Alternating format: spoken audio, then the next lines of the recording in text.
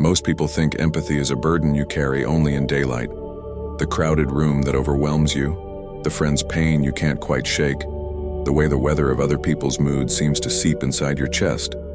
But the hidden truth is this: your most powerful empathic instrument does not wake with the sun.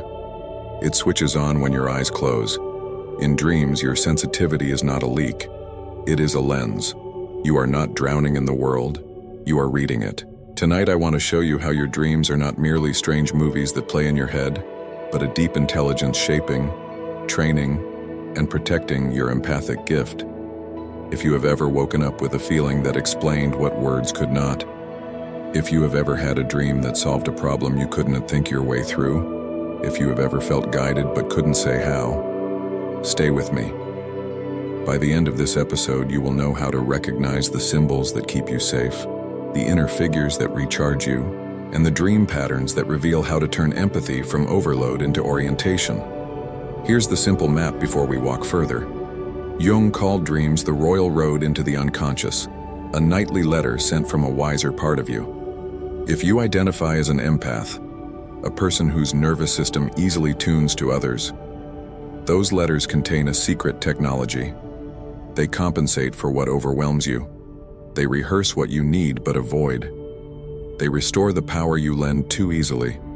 And they teach you to carry love without losing yourself. My name is your guide for the hour, and this is Deep Psyche Lab. If you're new here, this channel folds depth psychology into everyday life so that insight becomes a felt skill. If that sounds like nourishment, consider subscribing to Deep Psyche Lab and tap the bell so you don't miss what we explore next. And because it helps the channel reach the people who need it, take a second to like this video. As you listen, if a line lands or a memory stirs, type in the comments, "I trust my dream intelligence." You'll be surprised what declaring that does to the way your mind begins to listen tonight. Let's begin where most empaths live by day. The body as a porous border. You walk into a room and without trying, you notice who is tense, who is faking, who is grieving underneath a steady voice. You spot the micro smiles that don't reach the eyes and feel the gust of energy when someone is excited. Empathy is data, but without rhythm and boundaries, it is also too much data. So the psyche uses the night to auto-tune your instrument. Jung used the word compensation to describe how dreams balance daytime one-sidedness. If in the day you absorb everyone else's feelings, at night you will often dream images of containment, keys, doorways, locked chests, thick forests with a single path. If in the day you hesitate to assert yourself, you will dream of bold animals, tiger, hawk, stallion. Or you'll find yourself speaking in a dream with a strength that surprises you. If in the day you act too strong, your dreams soften you with images of injured birds, babies, delicate music. This is not abstract poetry. It is your psychology creating pictures that recalibrate your empathic settings. To understand this recalibration, we need to define a few Jungian words in plain language. Persona is your social mask, the way you choose to appear to the world so life can move smoothly. Shadow is what the persona excludes, often the traits you disown because they seem incompatible with being good or being loved. Anima and animus are Jung's terms for the inner feminine and inner masculine, the receptive, feeling intelligence, and the active, discriminating intelligence, both present in all of us. Individuation is the long unfolding process in which you become who you are meant to be, by developing a conscious partnership with the unconscious. When you, as an empath, fall out of balance in any of these, your dreams do not scold you, they coach you. The dream uses characters, shadow figures, seductive anima or animus, difficult strangers, to model the very functions you avoid. The point isn't to flatter or shame you. The point is to train you for mourning. Consider a dream I hear versions of often. An empath dreams they are in a house with many rooms. People keep arriving and ask for help. The dreamer rushes from room to room, putting out metaphorical fires. They are kind, they are generous, and they are exhausted. Then a stranger appears at the door. The stranger is calm. The stranger quietly closes all the other doors and says, "One room at a time." The stranger may be a therapist, a janitor, a grandmother, an old teacher, or a version of the dreamer aged into wisdom. Jung would call this figure a psychopomp, a guide of souls. In everyday language, it is the part of you that knows how to set conditions for your gift. The dream rehearses what waking life refuses to practice, letting the door be closed until you choose to open it. In the morning, if the dream is honored, the empath's day changes. They take one call instead of 5. They answer the message after a walk. They say, "Let me get back to you." The dream did not change the world. It changed the rhythm of your nervous system in the world. Here is another common pattern. Many empaths dream of water. Sometimes it is a bathtub overflowing. Sometimes it is a vast ocean sparkling and a little frightening. Sometimes it is a flooded street. Water in dreams often symbolizes feeling, its depth, its force, its purification. A flood in an empath's dream is not punishment. It is a measurement. The psyche is telling you that the channel of feeling is too open and the banks are too low. The unseen superpower here is that the dream gives you a concrete image to work with in waking life. You can actually imagine building banks, strengthening shoreline, shaping a harbor. Boundaries feel harsh in daylight language because they sound like a refusal. But imagery gives you tenderness and precision. You are not telling someone no because you are cold. You are shaping a shoreline so both of you can live near the water and not drown. Now watch what happens when we bring shadow into the room. Many empaths hold a gentle persona. They pride themselves on kindness, patience, spiritual language, and emotional literacy. None of that is wrong. But when the persona becomes an identity, the shadow collects everything that doesn't fit: anger, appetite, clear no, the preference for solitude, the desire to be seen instead of always seeing. Night will introduce you to what day refuses. You will dream of a thief who keeps stealing your purse. You will dream you yell at a friend and feel relieved. You will dream you leave a chaotic party and nobody notices. These dreams are not prophecy. They are permission. The purse thief is the part of you that insists you stop giving away value. The yelling is a rehearsal for the voice you'll need in a boundary. The unnoticed exit is the medicine for the fear that love requires constant presence. The superpower is not that you suddenly become rude. The superpower is that your empathy stops being a substitute for a self. Anima and animus are especially vivid in empath dreams because they describe how your energy relates to the world. If you are overly receptive, always listening, always adjusting, you may dream of a charismatic figure who sweeps into your life, takes your hand, and leads you onto a dance floor. It might be a man dressed in black or a woman in a red coat or a musician whose confidence is magnetic. Your dream is not telling you to chase romance, it is showing you the power of the active principle that you have disowned. Animus energy, in plain English, is your capacity for structure, decision, clean cut, and forward motion. Anima energy is your capacity for perception, depth, imagination, and connection. Empaths often lean anima heavy by day and then dream bold animus figures at night who say things like choose or enough or on this way. The dream is teaching you to partner the two, to let feeling choose a direction and to let action protect feeling. When the partnership forms, you'll notice something subtle in daily life.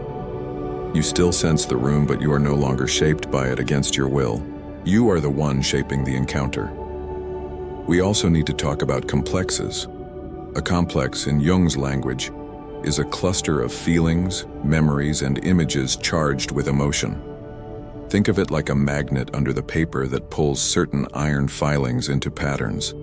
An empath who grew up in a home where peace depended on them, being the calm one, will carry a complex organized around harmony.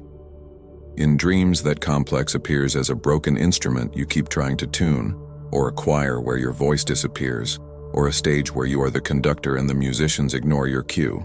These are not random. The dream is teaching you the exact place where your empathy got organized into a survival strategy and how to loosen it. You might find in the dream that the instrument sounds better untuned, or the choir becomes two singers who can hear each other, or you climb off the stage and the music takes care of itself. Then something different is possible in the morning. You stop being responsible for other people's storms, and the storms look smaller. There is an even more mysterious layer that many empaths know but rarely claim out loud. Dreams as radar. You sense what is coming in ways you cannot justify. Jung spoke of synchronicity. Meaningful coincidence without a causal chain, as one way the psyche reveals its participation in a wider field. Empaths often dream motifs that later appear in conversation or circumstance. A blue feather in a dream surfaces as a blue feather logo on the exact company that soon hires your friend. You dream of a locked gate, and 2 days later, an email arrives that is not an invitation, but feels like one. The point is not to turn this into magical thinking or fear. The point is to recognize that your dreams often equip your empathy with timing. Not every dream is precognitive, but many dreams are preparatory. They teach the body what yes and no will feel like before the world asks. If you want to train this radar without slipping into superstition, practice what Jung called amplification. It simply means you add associations and stories to the dream symbol to deepen its meaning. If you dream of a fox, you ask yourself what a fox means to you, and you also recall the fox in folklore, the trickster, the survivor at the edge of the village. If you dream of a train station, you notice the themes of departure, timing, missed connections, and waiting rooms. Amplifying your symbols builds a private dictionary that makes your empathy legible. The next time you feel overwhelmed in a conversation and a flash of a fox crosses your inner eye, you don't need to panic. You know what it means for you. Be nimble, step to the edge, don't stand in the path of the stampede. Dreams teach you metaphors that become handholds in the day. Active imagination is the daytime sibling of dreaming. Jung used it to enter a dialogue with inner figures. You, the empath, can use it without any special training.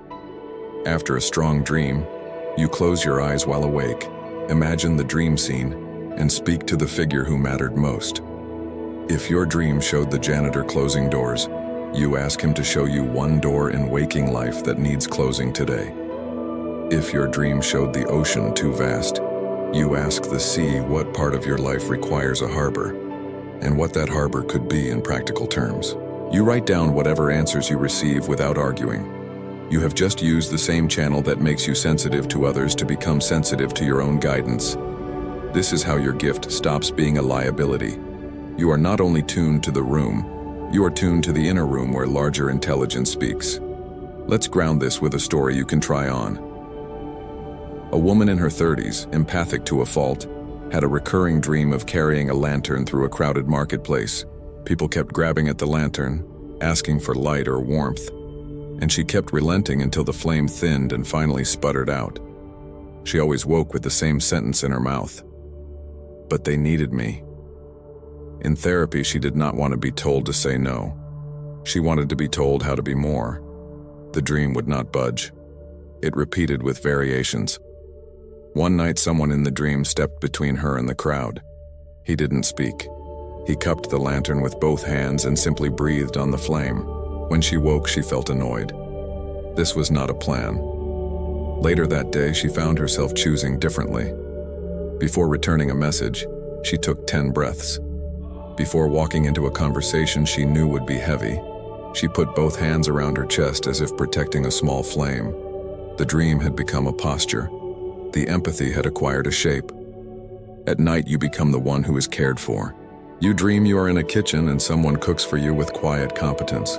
You dream you are on a train and a stranger offers you their seat with a smile that asks for nothing.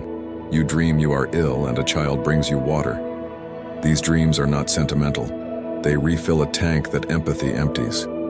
Jung would say the self, the organizing center of the psyche beyond ego, sends such dreams as medicine. Notice the details. What kind of food was cooked? What color the train seat was? What the water tasted like? Recreate one detail tomorrow on purpose. Make that dish. Wear that color. Drink water with a slice of the same fruit. You are teaching your nervous system that receiving is not an accident. It is allowed. Some empaths, especially those who learned early that peace depended on their sacrifice, will dream of animals who appear injured or trapped. A bird in a cage, a horse tangled in rope, a whale beached and breathing laboriously. These dreams are not asking you to rescue strangers on the internet. They are asking you to rescue an instinct in yourself. The caged bird is your singing voice, your unmediated expression that you have placed for later. The tangled horse is your power bound by politeness. The beached whale is your depth out of water, because the conditions you live in do not fit your nature. The work is not to feel guilty. The work is to notice one concrete action that releases the animal inside the dream. Sing one unpretty note in the shower. Interrupt one monologue with a clear, "I hear you, and I need a break." If your life is inland but your soul needs the sea, plan one afternoon by a body of water and call it necessary, not indulgent. When the inner animal is restored, you will notice your empathy change flavor. It will feel less like scanning for danger and more like greeting the world with awake eyes. There's also the dream that corrects your story. Empaths often carry a narrative that they are too much or too sensitive. But the dream will sometimes show you standing in a garden watching a delicate plant grow through stone. Sensitivity is not weakness. It is the only way certain life forms can exist. Or the dream will place you on a cliff where the wind is strong but you are steady, hair whipping, eyes open, not moving. The dream is telling you that the wind did not make you fragile. It trained your balance. After such a dream, try altering the sentence you use to describe yourself for a day. Instead of, "I am too sensitive," and say, "I am finely tuned." Notice how the day shifts. Words are not magic, but they are handles on experience. Because so many empaths are artists, healers, educators, or quiet leaders, there is a dream I want you to recognize as positive, even if it feels eerie. Dreaming of empty spaces that glow. An empty theater with a single spotlight. A library at night with one lamp on. A church where the candles burn but nobody sits in the pews. These are visitations from the imagination asking for shape. They are not signaling loneliness. They are offering you a sanctum where your gift turns into craft. If you have such a dream, do not rush to fill the space with people. Spend an hour in your own actual quiet space and do one thing with full attention. Write, draw, plan, pray, practice. The glow is telling you that attention is fuel. Your empathy is not only for relationships, it is for making. The world needs the things only a tuned nervous system can sense and bring back. We should acknowledge the other kind of dream, the nightmare that jolts you awake. Many empaths avoid conflict by day and meet it vividly at night. You dream of being chased. You dream of losing your phone, your bag, your passport. You dream of teeth falling out. In the Jungian view, nightmares often occur when the ego resists a necessary change. The chaser is a part of you trying to catch up with a truth you already know. The lost objects are identity markers you should put down for a season. The teeth are your bite, your way of taking hold, loosening because a gentler form of strength is growing in. Instead of fearing these dreams, treat them as urgent messages. Ask what the chaser wants if it stops running. Ask who you are without the bag. Ask what new nourishment your life is ready for if chewing is tiring. Then make one small concrete move. This is how the nightmare becomes instruction. I want to spend time with a subtle but life-changing skill for empaths. Learning to notice which figures in your dream belong to you and which belong to the field. In simple terms, some dream figures represent parts of yourself, and some represent the emotional climate you live in. How do you tell the difference? Notice where the energy is. If a dream figure provokes a strong charge that feels personal, shame, anger, longing, that figure likely reflects a piece of you that wants attention. If a figure feels oddly flat or generic, especially if they echo someone you know with almost no variation, that figure may be representing the atmosphere.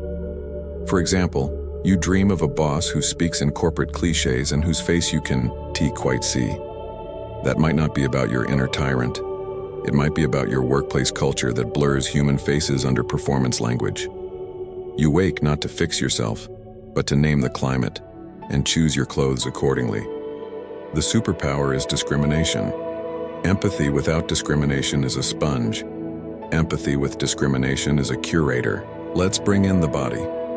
Dreams do not only speak in pictures, they speak in sensations. The empath's nervous system can learn to read these somatic codes as part of the message. If you wake from a dream where your hands are sticky, consider where in life you feel entangled. If you wake with a wide open chest, consider where in life you can afford to be generous. If you wake with jaw tension, consider what you are biting back. This is not mystical. It is the same intelligence you use when you can tell a friend is not okay from the way they say fine. Turn it inward. Make a morning ritual of scanning for 3 sensations, hands, chest, jaw, and linking them to one choice each. You are building a daily bridge between dream and daylight. An empath's dream life also teaches a paradox around secrecy and sharing. Some dreams are gifts meant for silence because speaking would drain them. Others are meant to be told because saying them out loud completes their meaning. How do you know which is which? The silent dream feels like a warm coal you hold in your palm. It radiates. The shared dream feels like a letter that keeps pouncing at your pocket asking to be mailed. Practice discernment, write both down. Write both. Speak the one that asks to be spoken, but choose your audience. Share with someone who treats the dream as living, not as a puzzle to solve for you. This is how you protect the power of your inner night. When relationships are involved, empath dreams act like boundary tutors. You will dream you are wearing someone else's coat. You will dream you're driving their car and the brakes feel spongy. You will dream you live in their old apartment. These images are not mysterious. You are carrying what is not yours. The work upon waking is not to scold yourself for caring. It is to return the coat and check your own closet, to give back the keys and walk or drive your own vehicle, to move out and furnish your own living room. Say out loud the sentence the dream implies. I return to you what is yours and I bless you. Or, I take responsibility for my path. Empathy does not mean custody of other people's choices. Let's talk about creativity, because dreams have a habit of gifting empaths with fresh paths. Jung kept a red book filled with paintings and dialogues. You do not have to paint. You do have to capture the image before the day dissolves it. Keep a notebook by the bed. Write the simplest sketch. Train platform, yellow scarf, old man humming, number 17. That is enough to anchor the image. Later the same day, follow the thread for 10 minutes. Google the history of yellow scarves. Hum a tune that fits. Notice the number 17 on a door and pause there for a breath. You are not chasing omens. You are treating your inner world as an equal partner. This is not self-absorption. It is stewardship.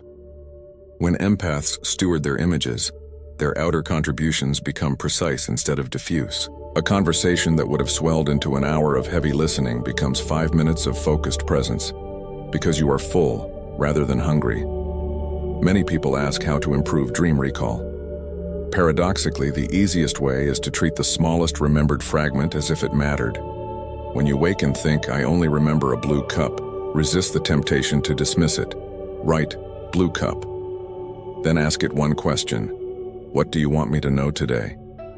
You might hear a sentence like, drink slowly, or you might remember that your grandmother had such a cup and with it comes a wave of calm. This is how you train your psyche to trust that you will listen. In a week, your recall improves. In a month, you start to notice patterns. In a year, you have a living conversation across the threshold of sleep and waking. Empathy changes when you are in conversation. It stops being a weather report and starts being a relationship. Now we need to address a subtle danger. There is a temptation, as your dream life becomes vivid, to make an identity out of sensitivity and vision. You see more and begin to pride yourself on it. Jung warned gently about inflation, the state where the ego identifies with something larger, like the wisdom of dreams, and starts to think it is that wisdom. The antidote is simple humility and simple acts. If a dream gives you a sentence that feels powerful, carry it into one small behavior rather than declaring yourself initiated. If a dream shows you a symbol of leadership, lead by making the next right phone call, not by announcing your role. The unconscious is not impressed by drama. It is satisfied when form and energy match. Empathy matures when it is paired with earth. Because you are still here with me, let me offer you 3 dream doors to watch for in the coming weeks. First, the threshold dream. Airports, train stations, doorways, bridges. These dreams almost always mean a transition is underway, ready or not. Pay attention to tickets, luggage, companions, and delays. Your psyche is rehearsing timing and packing. Second, the mirror dream. Bathrooms, changing rooms, pools that reflect. These often indicate the persona adjusting and a call to align outer presentation with inner truth. If the mirror is cracked, your image of yourself is due for revision. If the mirror is clear, your readiness to be seen is increasing. Third, the classroom dream: desks, teachers, tests. This is the unconscious telling you that what overwhelms you by day can be learned as a skill. There is a syllabus you didn't know you had. You are not behind, you are enrolled. None of these doors are doom. They are design. If this episode is serving you, hit like. It helps the algorithm notice that careful, humane content belongs in the stream of culture. And subscribe to Deep Psyche Lab for more deep mind stories and practical psychology. In the comments, write, "I trust my dream intelligence." Share one symbol from a recent dream. Not the whole story, just the symbol. A staircase, a fox, a broken watch. You will be astonished at the community's resonance when symbols meet. Before we close, I want to give you a way to fall asleep that welcomes this night intelligence. When you lie down, put one hand on your belly and one on your heart. In a calm voice, say, "Show me what I need to see in a way I can understand." Then name one theme: boundaries, clarity, courage, rest. Feel your hands as if they are lanterns cupping a flame. Imagine a small, clean room at the center of you where a table waits and a letter will arrive. Promise yourself you will write down even one word when you wake. You are not begging the universe for answers. You are inviting the part of you that knows to speak. This ritual doesn't guarantee a blockbuster dream every night. It guarantees a relationship. The relationship is the superpower. Some of you will notice that as your dream work deepens, your empathy by day becomes less sticky and more precise. You will walk into the same crowded room as before and register the same emotional weather. The difference is inside. You will sense a figure at your shoulder, the inner janitor, the dancer, the grandmother, reminding you, one room at a time, or choose, or drink slowly. You will listen to a friend's grief, and instead of carving pieces off yourself to feed the moment, you will offer presence from a lit center. Presence without leakage is the art we are practicing. Your dreams are the studio. A final word to the part of you that worries it's all in your head. Of course it is, in the richest possible sense. In your head is where images live before they build bridges and lantern cases and music and conversations that change the air. Jung spent a lifetime demonstrating that psyche and world lean into each other. You don't need to force that. Your task is simpler and harder. To keep showing up to the letter at your inner table and to carry a few good images into the day like provisions. When you live this way, empathy ceases to be a constant apology. It becomes a way of reading the world for where love wants to move next, with you included. Here is your tight recap to carry with you when the video ends. Dreams are not entertainment, they are calibration. For empaths, they compensate for daytime excess, reverse roles to refill the tank, introduce shadow functions you avoid, and train the partnership of feeling and action. They speak in animals, houses, water, thresholds, and ordinary rooms that glow. They teach you to return what is not yours and to hold what is. They ask you to build banks for the river and a case for the flame. They do not flatter, they equip. Your unseen superpower is not that you feel more than others. It is that your night teaches your day how to feel in a way that frees. This channel is educational and not a substitute for therapy. If something in this episode touched a wound, consider finding a qualified professional to walk with you as you work with these images. If this resonated, leave a comment that says, "I trust my dream intelligence," and share one symbol you've met recently. Like the video so it reaches other sensitive minds. Subscribe to Deep Psyche Lab for more depth psychology made human and clear. Tap the notification bell so you don't miss new episodes. Thank you for being here, for choosing inner work over distraction, for treating your dreams as letters you will open. Until next time, sleep with a pen nearby, walk through your day with a lantern cupped, and remember, you are not at the mercy of what you feel. You are guided by what you can see with your eyes closed.